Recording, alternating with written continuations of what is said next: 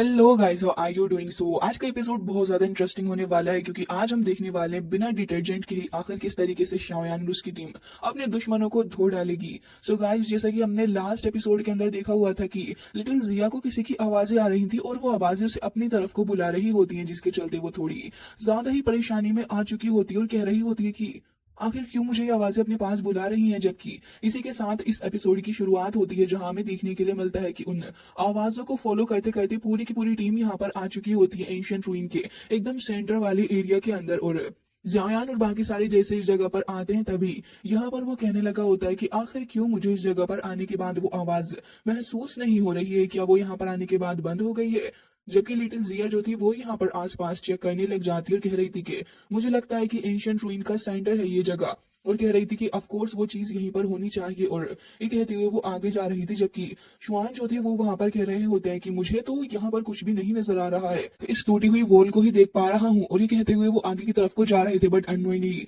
उन्होंने किसी ऐसी पावर को हिट कर दिया था जो कि बहुत ही ज्यादा फोर्स वाली थी, जिसके चलते वो बहुत ज्यादा दूर जाकर गिरने वाले होते हैं। बट शायान अपनी लाइटनिंग स्पीड का यूज करते हुए तुरंत ही उनको बचा लेता है और सारे ही लोग इस गोल्डन ओरा को इमिट होते हुए देख रहे थे। साथ ही हमें दिखाया जाता है गोल्डन कलर की शील्ड जो कि यहाँ पर लगी हुई होती है, और सारे ही लोग इसे देखकर समझ जाते हैं कि वही जगह है जहां से आवाजें अपनी लिटिल जिया को आ रही होती है। अब जैसे ही लिटिल जिया इस चीज को देखने लगी थी, तो फिर शाओयान और बाकी सारे लोग भी देख रहे होते हैं कि आखिर ये चीज है क्या। जिसके बाद लिटिल जिया आगे जाते हुए कह रही होती है कि मैं यहाँ पर फील कर पा रही हूँ कि बहुत ही ज्यादा पावरफुल शील्ड जो है वो एक मॉन्स्टर अपनी फुल लाइफ के अंदर एक ही बार कंडेंस कर पाता है, और वो भी पता है कब, जब वो ऑलमोस्ट अपनी डेथ के करीब होता है। बाकी सारे लोग तो ये सुनकर कंफ्यूज थे कि आखिर इस बात का क्या रिलेशन हो सकता है, जबकि मोकिंग लुआन भी थोड़ी सोच में पड़ी हुई थी लिटिल जिया की बात सुनकर। लिटिल जिया कह रही होती है कि मैं समझ गई हूँ आखिर क्या है, और ये कहकर वो जैसे ही अपना हाथ उस पर रखती है, तो फिर इस गोल्डन शील्ड से कुछ कुछ मेमोरीज यहाँ पर लिटिल जिया सेंस कर पा रही होती है। और ये सब कुछ देखने के बाद शायान कहने लग जाता है कि मुझे लगता है कि शायद यहाँ पर ताइशु एंशियन ड्रैगन जो है वही हो सकता है जिसने किस तरीके की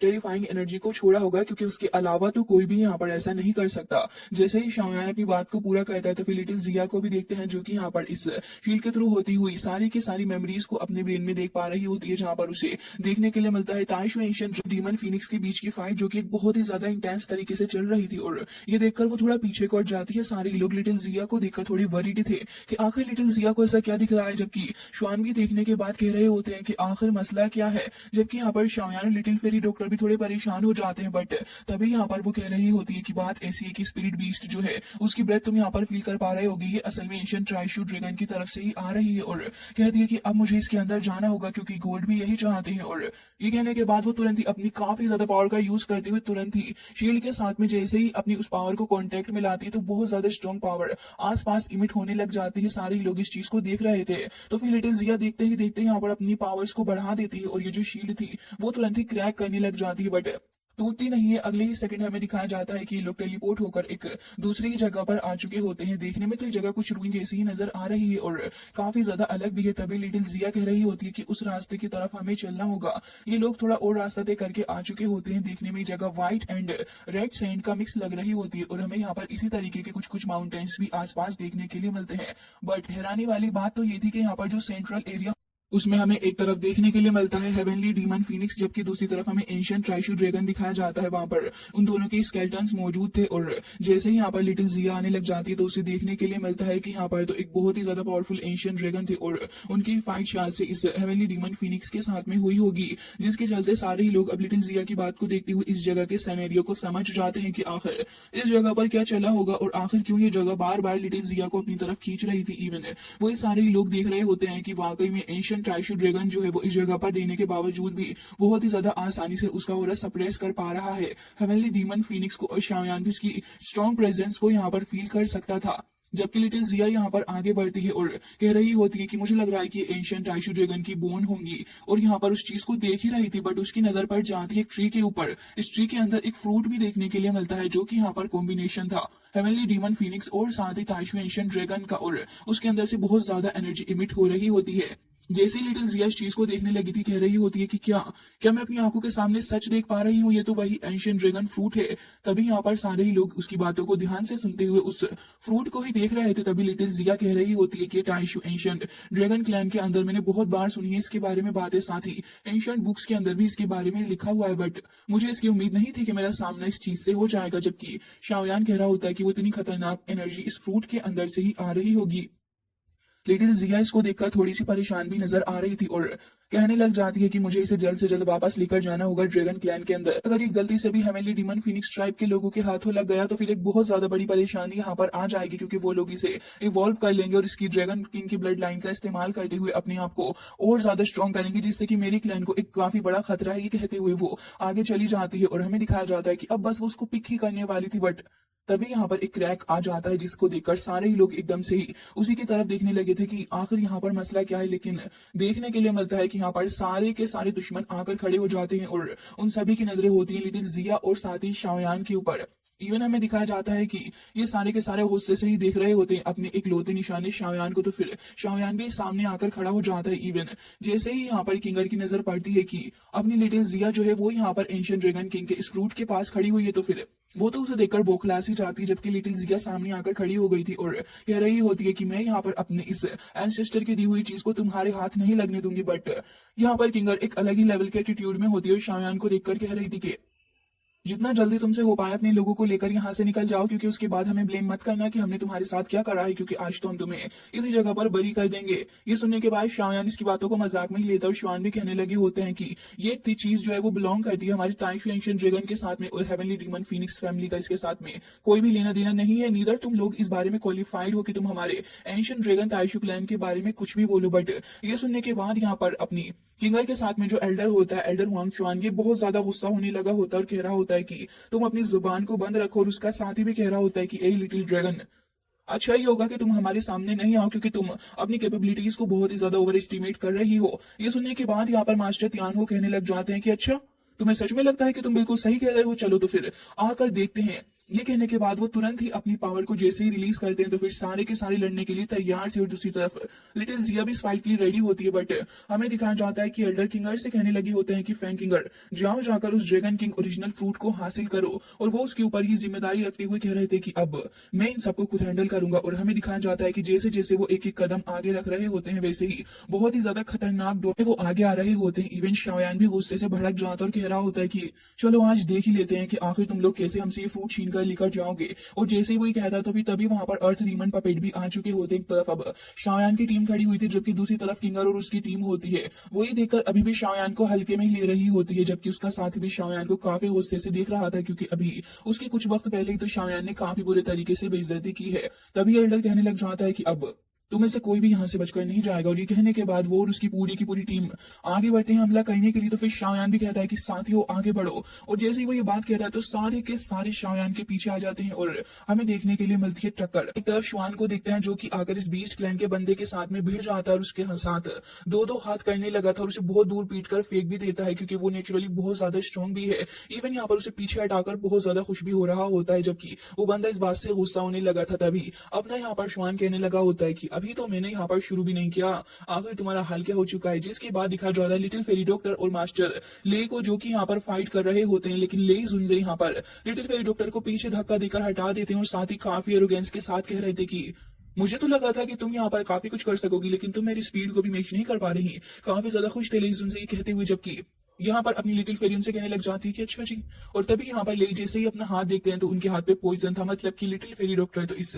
ओल्ड मैन से भी ज्यादा चालाक है। जबकि दिखाया जाता है कि जैसे ही वो आगे बढ़ते हैं तभी लिटिल फेरी डॉक्टर भी काफी तेजी के साथ में अपनी पॉइजन को रिलीज करती है। मास्टर तियानहो का सामना बीस्ट क्लैन के इस दूसरे बंदे के साथ में होता है, जो कि अपनी पावर का यूज करते हुए चक्रास को थ्रो कर रहा था, जबकि वो यहाँ पर तुरंत ही अपनी फ्लेम्स का यूज करते हुए उन्हें खत्म कर देते हैं। और दिखाया जाता है कि इस देख कर कि यहाँ पर तियानहो काफी पावरफुल है, वो कहने लगे होते हैं कि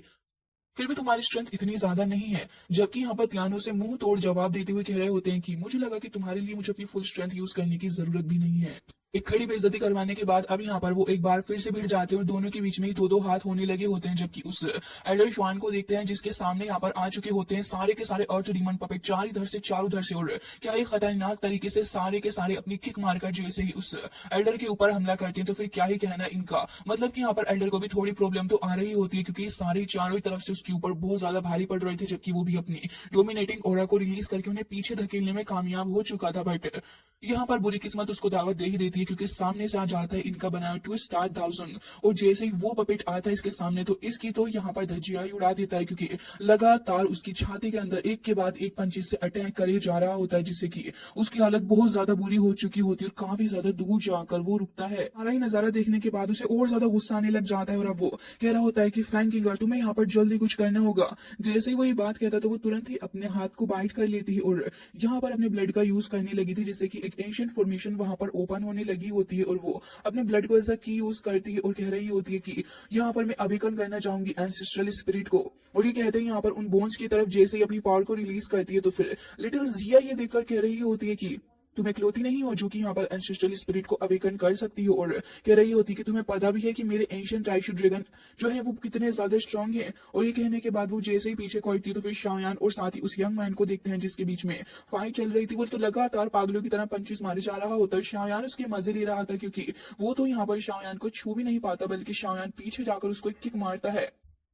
जिससे कि वो बंदा बहुत ही ज्यादा दूर कहीं चला जाता है। जबकि शायान पलट कर देखता है कि फैंकिंगर तो यहाँ पर अपनी एंसेस्ट्रल स्पिरिट को जगाने की कोशिश कर रही है। उस एंसेस्ट्रल बॉडी को देखते हैं जिसके अंदर से बहुत ज्यादा एनर्जी निकल रही थी, धीरे धीरे करके क्रैक्स भी पड़ने लग जाते हैं। फैंकिंगर अपनी पूरी हद तक जान लगा लेती है और उसके बाद हमें देखने के लिए मिलती है एंशिएंट डीमन फीनिक्स की स्पिरिट जो कि वाकई में बहुत ही ज्यादा स्ट्रांग थी। उसकी इतनी खतरनाक तरीके की वो जो अपीयरेंस होती है बहुत ज्यादा गूज बम्स देने वाली थी और वो फ्लाई करते करते आगे आ रही होती है और बहुत ही ज्यादा नोबल पर्सनैलिटी वाली वो एंशिएंट डीमन फीनिक्स लग रही होती है। जबकि शाओयान इसे देखकर कह रहा होता है कि इवन एंशिएंट एम्परर की जो रिमेनिंग पावर थी वो भी इतनी ज्यादा खतरनाक है, जबकि वो यंग मैन भी वहीं वहां पर जाकर रुक जाता है। और दूसरी तरफ लिटिल जिया को देखते हैं जो कि ट्रांसफॉर्म हो चुकी होती है और इस बार जब वो अपने ब्लड की का यूज करती है और अपने एंशिएंट ट्राइशू ड्रैगन को अवेकन करने लगी होती है तो दिखाया जाता है कि कुछ कुछ गोल्डन एनर्जी यहाँ पर इमिट हो रही होती है। अब ये नजारा देखने के बाद तो अब सारे के सारे जो लोग थे वो अपनी अपनी टीम में आकर खड़े हो जाते हैं क्योंकि सभी को ये सोल फाइट देखनी थी, क्योंकि ये एक बहुत ज्यादा रेयर तरीके का एक्सपीरियंस होता है इस तरीके की एंशिएंट फाइट को देखने का।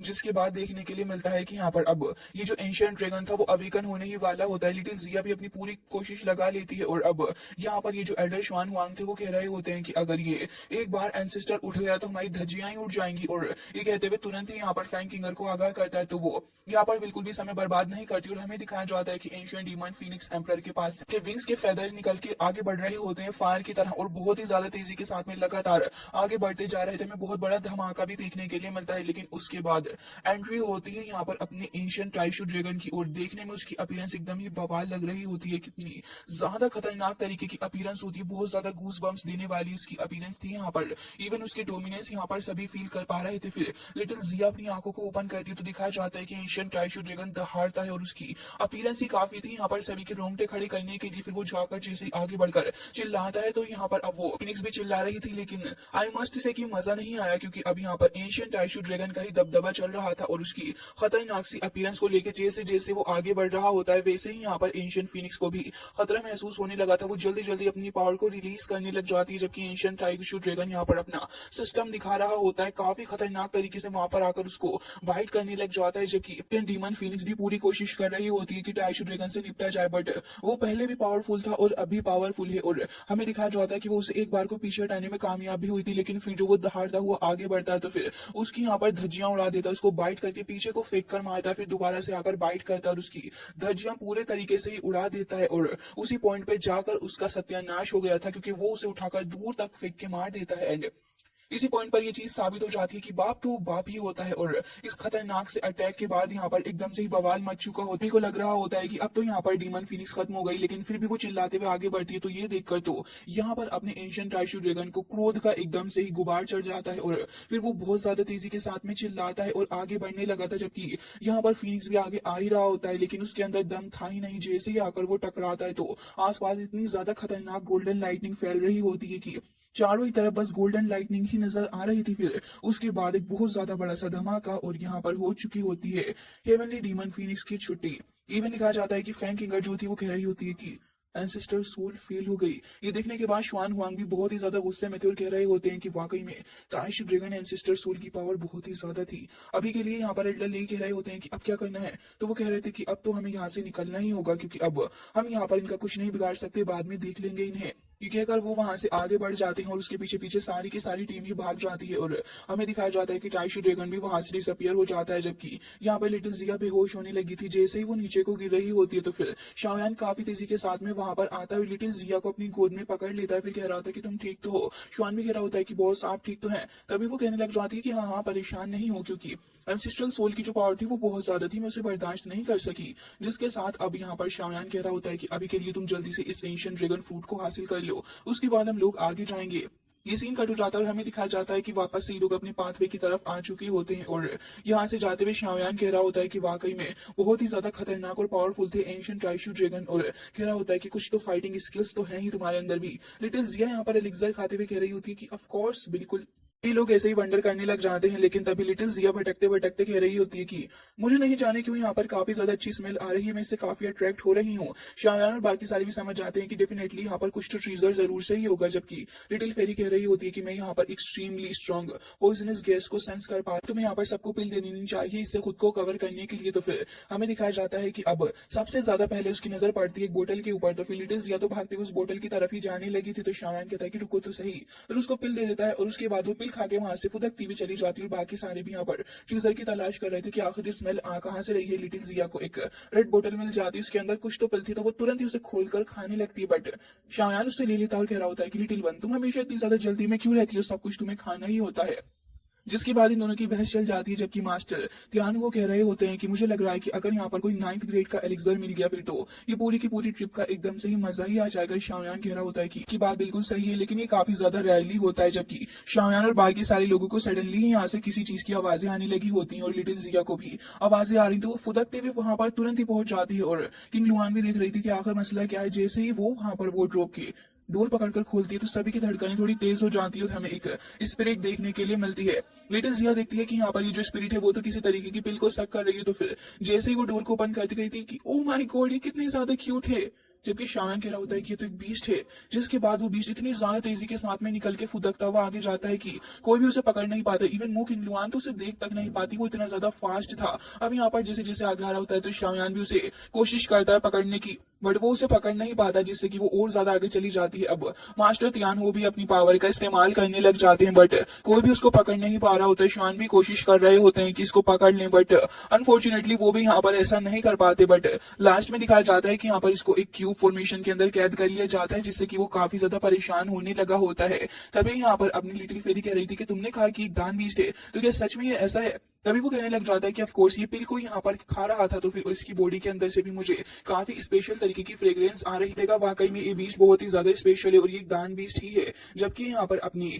लिटिल जिया भी कहने लग जाती है तो क्या ये एक 9th ग्रेड का एलिक्सर है। जिसके बाद यहाँ पर उस एलिक्सर को दिखाया जाता है जो कि लगातार यहाँ पर उस केज से बाहर निकलने की कोशिश कर रहा था। तभी शाओयान कह रहा होता है कि हाँ उसकी मैं इसका कलर देख पा रहा हूँ, उसके कलर को देखकर मुझे लगता है कि शायद से ये या तो 8th ग्रेड या फिर 9th ग्रेड की कलर पिल हो सकती है। जिसके साथ ही अब बाकी सारे लोग भी इस चीज को देख रहे होते हैं कि वाकई में ये चीज बहुत ज्यादा खतरनाक हो सकती है, क्योंकि इसने अपने आप को इतनी आसानी से ट्रांसफॉर्म कर लिया और इसके इमोशंस भी साफ साफ नजर आ रहे थे कि कब वो गुस्सा और कब यहाँ पर वो थक गया है। पर शाओयान उसको पिल खिलाने लग जाता है, वो भी 8th ग्रेड की। तो फिर ये देखकर तो लिटिल जिया को बहुत गुस्सा आया हुआ था, वो तुरंत ही शाओयान को जड़ देती है एक रैप्टा और कहती है कि ये क्या बात हुई, तुम तो इसे इतना ज्यादा ठुसा रहे हो और बल्कि जब मैं कहती हूँ तो फिर मेरे लिए तुम्हारे पास पिल भी नहीं होती, मुझसे मत बात करना तुम। तभी शाओयान कह रहा होता है कि तुम इतना ज्यादा गुस्सा क्यों होती हो लिटिल जिया, ये लो तुम्हारे लिए भी 7th ग्रेड का एलिक्सर है। और इत कहकर वो तुरंत ही उसको बोतल दे देती। शाओयान देखता है कि बीस्ट को भी किसी ने एकदम से पकड़ लिया, वो पलटता है तो उसके सामने किंगली मौजूद थी। शाओयान तो ये देखकर एकदम से आग बबूला हो जाता है। गाइस इसी के साथ ये एपिसोड भी एंड हो जाता है। आई होप कि आपको पसंद आया होगा।